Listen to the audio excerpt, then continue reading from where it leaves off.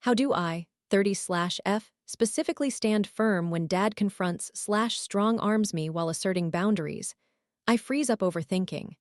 I am seeking to assert myself with my father by expressing my boundaries in a letter, stating that I, 30/F, will no longer be engaging in routine check-in texts or calls, nor will I accept a 10 p.m. curfew while on vacation.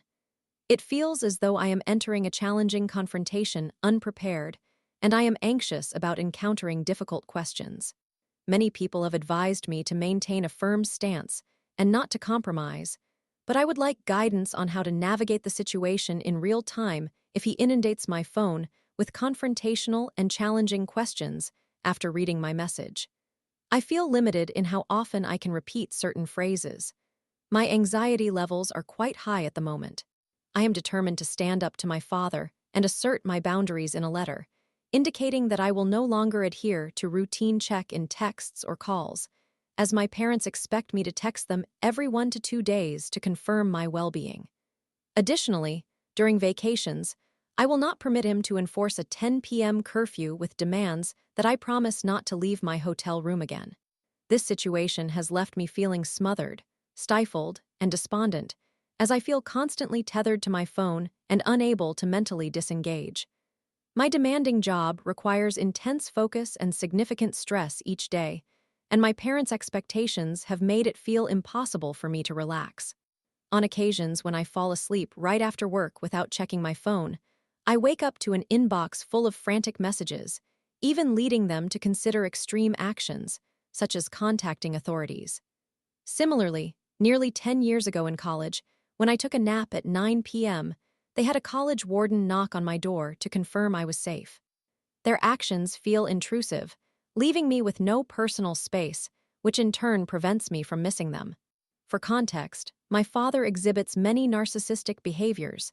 He becomes irate if his views are not accepted, gaslights and invalidates feelings, subjects me to lengthy lectures from childhood, criticizes mundane matters like toilet paper usage, and instructs me on trivial actions, such as how to handle my backpack during photo opportunities or how quickly to eat, even if it annoys him. I have composed a letter directed at my father that addresses all these concerns in 6 paragraphs. The crux of my message is that I will no longer engage in constant check-ins, but would prefer to interact with him socially as adults, fostering a more genuine connection. It is essential for us to maintain a positive long-term relationship. I will respond to him when I am able and willing to do so, as I refuse to be a slave to my phone.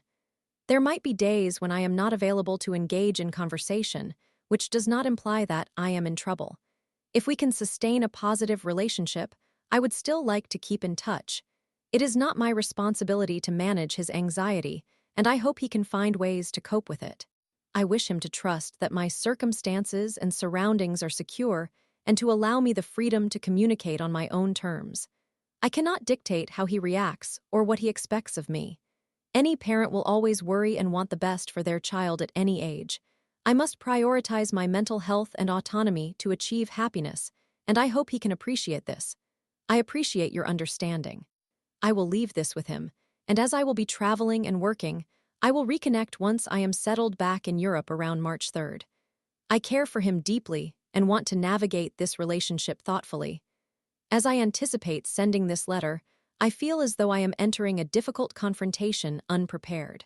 Currently, I am visiting my parents overseas in Asia, and I plan to send this letter in a few days while I am traveling solo in Dubai for 3 days, specifically on the first evening when he might insist on checking in with me again. People have suggested, "You must be steadfast. Do not give in." However, I seek direction on how to effectively manage the situation when he inundates my phone after reading my letter with demands such as, "You need to call me immediately, or I will not speak to you again," or, "If you do not talk to us now, you can forget about ever returning." When I eventually have to speak with him again, I fear that I will blank out and feel frozen, struggling to defend my stance. It becomes all too easy for discussions to devolve into contentious arguments, especially when he raises triggering questions and emotional accusations. I have not yet secured therapy sessions to gain insightful strategies on how to handle this sensitive dynamic. What if he begins to muddle my thoughts and instill doubt about my boundaries during our conversation, posing questions like, how can we be assured that you are safe? You are alone in the Middle East, Dubai, and living independently in Europe. If we text you to check on your well-being and do not receive a response within 2 days, what are we supposed to do as parents? You are being unreasonable. This is a basic request. Everyone else does it. I am concerned that I will freeze instead of holding firm, fearing that I might be coerced back into compliance. While it's easy to suggest that I should maintain a firm stance and express, I have made my position clear, and this is necessary for our relationship. I wonder how many times I can reiterate this during a conversation. If I fail to respond, would they resort to contacting the hotel to locate me? What complicates the decision to cut ties is the fact that he has been a mentor and guide throughout many significant challenges in my life, offering immeasurable advice, comfort, and even financial support. We usually conclude our conversations on a positive note, reinforcing a sense of unity. Additionally, he is currently facing significant strain as his mother suffers from dementia, which makes me feel that expressing my needs might come across as selfish. I worry that disconnecting from him would jeopardize our relationship, which I had hoped to cultivate with my parents. However, I recognize the necessity of establishing these boundaries for my own well-being. I find it easier to communicate with my mother, who is also anxious about this impending confrontation. She sometimes understands my perspective, but other times, she triggers my defensiveness by stating, as a mother, I also want to know my daughter is safe. You have an obligation to check in with us to ease our minds while you are out there. Such comments prompt me to retort, I am 30 years old and an adult. You cannot continue to control me. People should be allowed to reach out on their own terms. I do not want to feel obligated to adhere to your schedule. We have discussed this extensively. I will contact you when I can, and respecting this request will improve our relationship. I struggle to articulate my feelings in the moment without revealing my accumulated frustration, and I feel isolated and anxious without a therapist to provide support. I aim to connect with a few friends for additional support during this time away, especially in moments when I cannot rely on my mother or father. I would greatly appreciate specific advice on what to say and how to act during these heated exchanges. Thank you for taking the time to read this. Story 2. I, 23F, think my husband, 24M, of 7 years is in love with his best friend, 24M. I am worried that I am being paranoid. Please help me. I apologize for the formatting and any spelling or grammatical errors, as I am currently on my mobile device in the bathroom typing this. I, a 23-year-old female, met my now husband, a 24-year-old male, during our freshman year of high school. I never imagined he would pay any attention to me because he was involved in numerous sports, whereas I was not at all athletic. However, our families crossed paths at a church barbecue, which allowed us to become better acquainted. Throughout the time I knew him, I harbored a slight crush on him, but he didn't seem interested in me until our junior year when I asked him out. The reason I'm providing this background is that now, reflecting on those moments, I question the expression on his face when he agreed to go out with me. In hindsight, it seems he may not have truly been into me, but we began dating anyway. We spent a considerable amount of time together, attended prom together, and even got accepted into the same college. He received a football scholarship for my privacy. I will not reveal which college. While I achieved a decent grade point average, and I must admit that my parents' financial support played a role in securing my spot. We were in a happy relationship for years without any major concerns. He joined a fraternity in college, but he assured me that he had not been with any other girls, and I chose to believe him. Admittedly, we never used protection back then, which was foolish, I know, and I did not contract any sexually transmitted infections. I figured he would have caught something if he had been unfaithful, plus we spent almost every day together, so I assumed he wouldn't have found the time for infidelity. We graduated and were content, although we didn't return to our hometown. We discovered a charming apartment in our college town. I genuinely believed we would be happy. His parents urged us to marry while we were still in high school, but we never paid much attention. However, when I experienced a pregnancy scare right after college, we decided that a quick civil ceremony would be the best option. Subsequently, we ended up having a larger wedding with both families contributing, even after it turned out I was not actually pregnant. During our larger wedding, he reconnected with his childhood best friend, Matt 24, not his real name. The three of us attended high school together, although Matt went to a different college. The history between Matt and my husband spans literal decades. Their parents were friends long before they were born, they grew up together, and they have always shared a unique bond that I have never understood, making me hesitant to intrude. Matt and I never established a strong connection. He exhibited a peculiar possessiveness toward my husband that led me to feel he resented me for taking his best friend's attention. Additionally, he often made suggestive comments about our sex life, and given our religious upbringing, we chose to pretend we did not have a sexual relationship. For a time, I contemplated whether he might have feelings for me, or if this was merely inappropriate locker room conversation. I had no way of confirming since all my friends from high school and college were female. They frequently hung out, and I recall them sharing a kiss during a dare at a senior party, but I dismissed that as just guys being guys. Throughout most of the years I have known him, I believed my husband was entirely devoted to me, and I never sensed that he might be attracted to men, so I never felt insecure about their friendship. My husband and Matt would often stay over at one another's houses. I remember one occasion when Matt had an argument with his parents and needed to stay at my husband's residence, but I never learned the details of that conflict. Although I am not attracted to Matt, I recognize he is quite conventionally handsome and was involved in all the same sports teams as my husband. Throughout high school, he never had a girlfriend, which I found strange given that many girls showed interest in him. At that time, I did not consider that Matt could be gay, possibly due to the conservative atmosphere of our town. However, since attending college and experiencing life in the real world, I have encountered a wider variety of people, including those who identify as gay. Therefore, I was taken aback when Matt appeared at our second wedding with a long-term girlfriend who, by all accounts, was very attractive and genuinely sweet. In an astonishing coincidence, we discovered that Matt's girlfriend hails from the same town where my husband and I live. My husband was delighted by this news, and for the past 2 years of our marriage, he and Matt have rekindled their friendship. I think it is mostly endearing, but there have been instances when my husband has prioritized time with Matt over me. He missed our 7th anniversary to go on a skiing trip with Matt while I was on the phone in tears, pleading with him to return. He remarked that 7 years wasn't a significant milestone, unlike 5 or 10. This may seem common. I have seen plenty of stories about wives whose husbands prefer spending time with their friends. If that were the only issue, I probably wouldn't be sharing this. However, the situation is more complicated. Matt continues to intrude upon our intimate life as he did in high school, making his girlfriend visibly uncomfortable. Additionally, their flirting is hard to ignore. They frequently touch each other during our double dates and exchange suggestive comments. I have tried to convince myself this is merely typical bro talk, as I know some men find humor in pretending to be gay with one another, but something in my gut tells me this is different.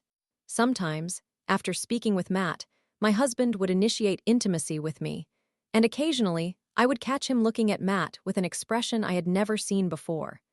I believe it is somewhat natural for a wife to feel some tension with her husband's best friend, but this felt like a competition for my husband's attention. Things escalated when I returned home from work early to surprise him and overheard him on the phone, describing in explicit detail sexual acts he wanted to perform with someone. I was taken aback but managed to remain composed as I entered. However, once my husband went to take a shower, my instincts urged me to check his phone. Although I am not proud of it, I felt compelled to act on that nagging feeling. I needed to know who it was. I first checked his call logs and the most recent number he dialed. It belonged to Matt. I heard him emerging from the shower as I discovered this, so I quickly turned off the phone, returned it to its original place, and pretended I needed to take a shower as well. At this point, I am certain my husband is being unfaithful, and I am prepared to leave if necessary. However, I want to determine if he has managed to conceal the last call on his phone, as the call before that was also to Matt. I do not particularly like Matt, but I do not wish to misplace my anger if he is not involved in this situation. Any insights would be greatly appreciated.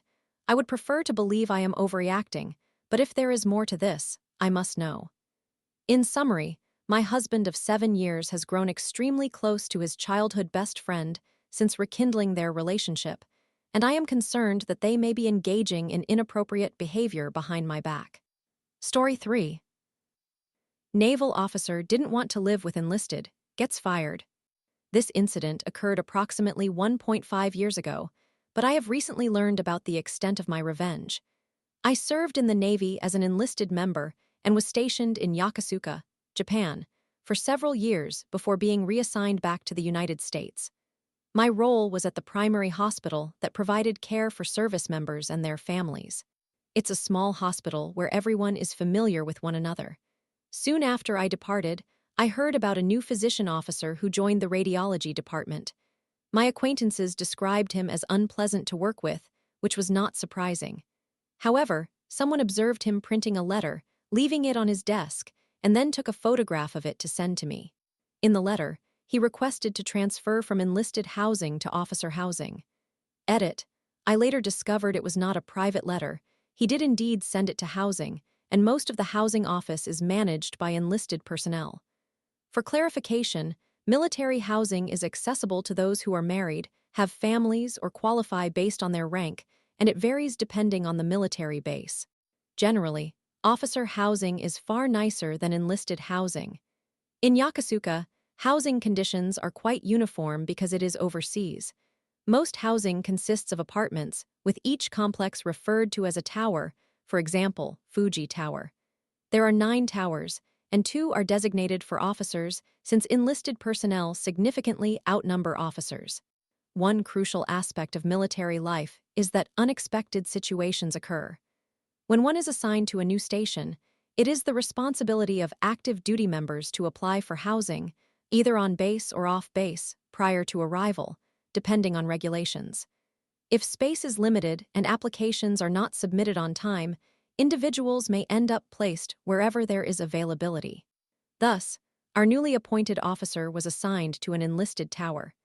Keep in mind that enlisted service members also have families, and other officers have previously occupied enlisted housing without any issues. Here are excerpts from his letter. And yes, this individual holds a PhD. I have numerous valid concerns about living in a building primarily occupied by enlisted personnel, including many lower-ranking enlisted members, as an officer. There is a significant amount of crime, violence, substance abuse, and alcoholism that occurs in enlisted housing. Additionally, there are cases of sexual assault and other inappropriate behaviors. I have an attractive family, including a wife and 2 daughters aged 3 and 4. They are prime targets for becoming victims of these deviant activities associated with enlisted personnel. My family should be secure in officer housing, as officers tend to be more respectable, and such deviant behaviors are exceptionally rare compared to the more common issues in enlisted housing. Other officer families will not want to visit us because we reside in enlisted housing. My children need to make friends with other officer children. My wife requires companionship from other officers' wives. I need to socialize with fellow officers.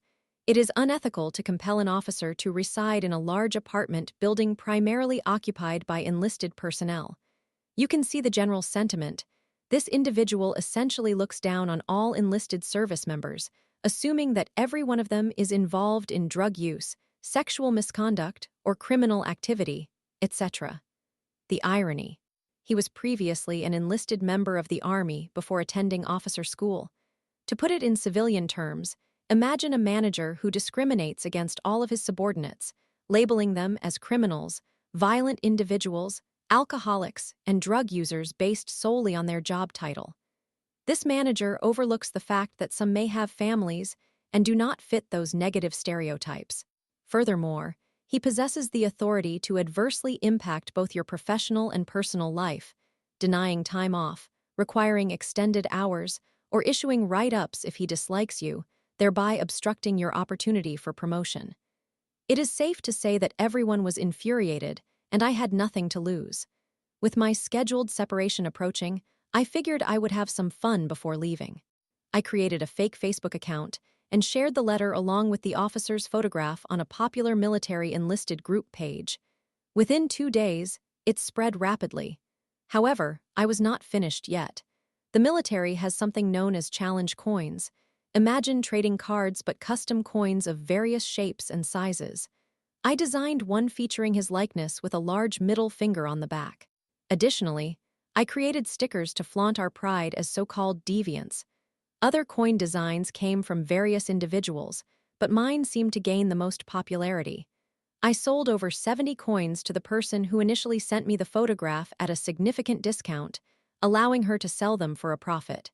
Consequently, the officer's face became ubiquitous, as most individuals display their coins on their desks. No matter where this officer went at work, he would constantly see his face on someone's desk. Since the coin did not bear his name, it could not be officially attributed to him. I sold more coins domestically and even sent some overseas to Europe. Overall, I made approximately $3,000, which was a nice sum. The story was even highlighted in the online Navy newspaper and on 2 popular YouTube channels. If you are in the military, you understand that significant attention only arises when something becomes too substantial to disregard. This incident led to the officer facing a captain's mast, akin to a Navy court proceeding. He attempted to claim that his wife authored the letter, but no one believed him, as her writing was noticeably inferior. She even attempted to take the blame, but that was met with skepticism. Both of them ultimately deleted all their social media accounts. Consequently, he faced 3 Uniform Code of Military Justice articles, which essentially outline his offenses. But there is more. In the military, there are deadlines regarding how long an individual can hold a particular rank. Failure to secure a promotion results in separation from service. Due to his recent arrival and the UCMJ articles served against him, he would not have been considered for promotion, thus he was involuntarily separated. Furthermore, the officer program he participated in funded his PhD. When the military covers the cost of your doctoral degree, you must serve for 10 years to repay them. If you do not fulfill this obligation, you must reimburse the military financially instead of completing the service requirement. As a result, he lost his job and is now required to repay the military for his PhD. And since it takes some time for the paperwork to orchestrate his and his family's return to the United States, it is safe to assume he experienced social isolation because no one wanted to work with him. Edit. The term hatchet became a symbol for enlisted deviants since, in his letter, he mentioned that 2 gangs were battling using hatchets and other weapons in an enlisted housing unit. Story 4. Aita. Half of our Airbnb stay had no running water. We requested compensation and the host freaked. Summary. After nearly 30 hours without running water, our Airbnb host made us feel unreasonable for requesting any compensation by sending aggressive messages and then following up with texts after we had checked out.